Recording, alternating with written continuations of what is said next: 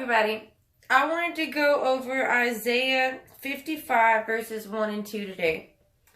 It says, Ho, everyone who thirsts, come to the waters, and you who have no money, come buy and eat. Yes, come buy wine and milk without money and without price. Why do you spend money for what is not bread, and your wages for what does not satisfy? Listen carefully to me, and eat what is good, and let your soul delight itself in abundance. So I read this last night, or a couple nights ago. And verse 2 really, I underlined both of them, but I haven't been able to get away from it. The part in verse 2, so it says, why do you spend money for what is not bread, and your wages for what does not satisfy? When Jesus taught us an example, of how to pray, he said, give us this day our daily bread. It says, why do you spend money for what is not bread? So why do you, to me, if this hit a point in my life on, and just the world and the generation that we're in right now, is why do you spend money on things that isn't beneficial to your health? Why do we spend money? And I'm not talking about, a little vacation every now and then or something. That's fine. But work with me. And your wages for what does not satisfy. A lot of the times, we, as people, try to buy our way out of things. And it doesn't work. Even if it might temporarily work, the guilt and the heaviness of that, doesn't go away. When you've done wrong. But also if you make a mistake, right?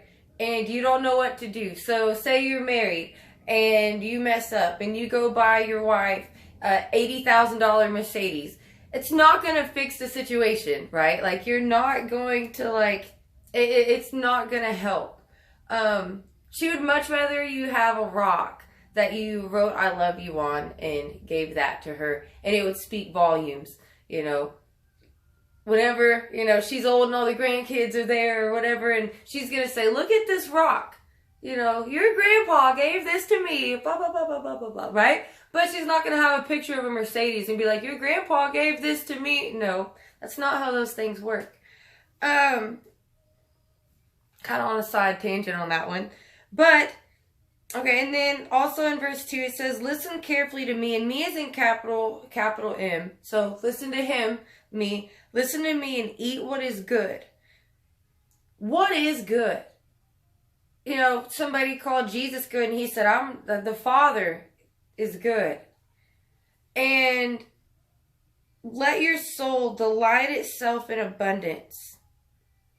In abundance. We serve an abundant God.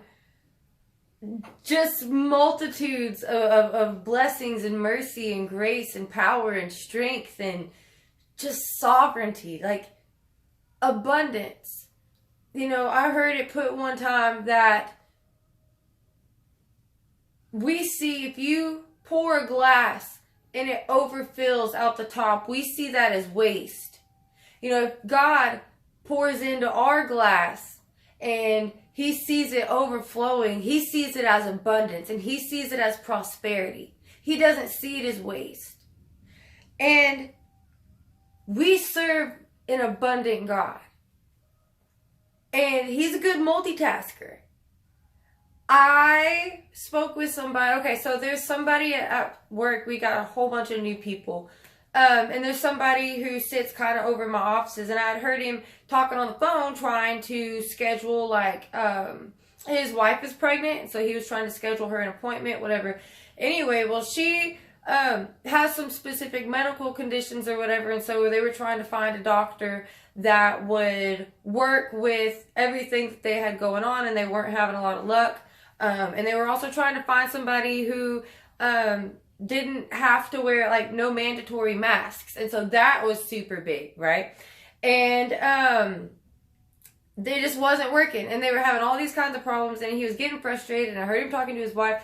And so I prayed about it. And I was like, God, please help them find a doctor. Not even 5-10 minutes later, one of the next one, I think it was the second one that he called after I had prayed. They were like, yeah, blah, blah, blah. And he was like, wow, really? Anyway, so he got off the phone and I got super excited. I was like, I literally just prayed that God would give you, give y'all a doctor that you need. And he was like, Elisa, we have been calling and calling and calling, looking for doctors for the past 6 or 7 days. And you prayed, and then not even 10 minutes later, we found a doctor. And he said that the one that he called was actually one on the list that she wanted. It wasn't just some random one. So everything worked out. So I said the multitasking part because whenever me and him were talking about that, and he said, I really appreciate your intercession for me and for my wife, which kind of threw me off because that's not really a word that a lot of people just use all the time, intercession, but it was. And I just didn't think about it like that. I was just doing what we've been told to do, right? And he said, I don't ever like to bother God with stuff like that. I feel like, he has bigger things to worry about. And he's Catholic, right? And so I'm Pentecostal. And so it's really exciting how this is, all seeds being planted. And I said, well, in his word, he says to have childlike faith and to come to him for all of our needs. And this was a need. I said, and this was serious. I was like, y'all really needed a doctor. He said, we did. He said, we really did. He said, I just felt like I could do it on my own. I said, we're never supposed to do it on our own. Don't make things so difficult. Don't make it so difficult. If you have something that you're dealing with, just talk to the man. Jesus understands. He was here. He went through everything. Okay? And he's been around since the beginning, right? So there's nothing that he doesn't know about, that he doesn't know how to handle, okay? So I work with, but I do pretty much I'm like an engineer type stuff, right? And a lot of the stuff that I do, I'm like, all right, Lord, you've been doing this a whole lot longer than I have been. I really need your help on this, right?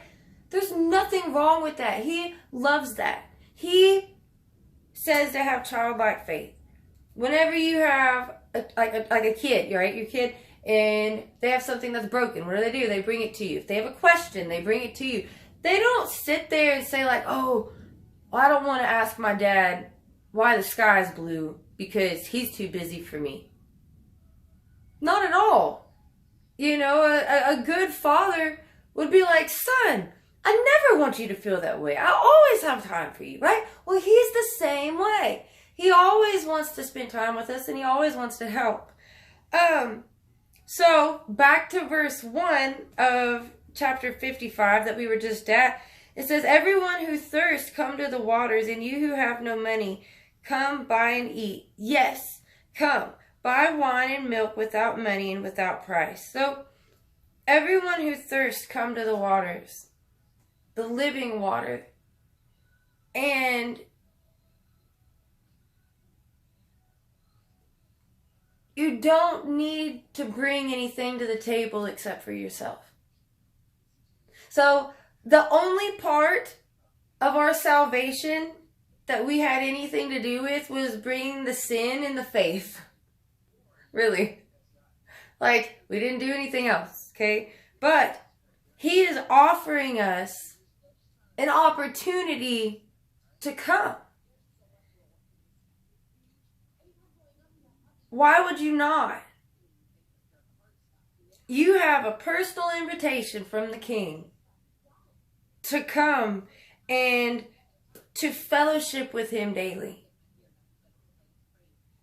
And I like how on the second part it says yes, comma, come, comma, buy wine and milk, without money, without price. But it says yes, so it's its own piece, because whenever you automatically hear, everyone who thirsts, come to the waters, and you who have no money, come buy and eat. You're like, what?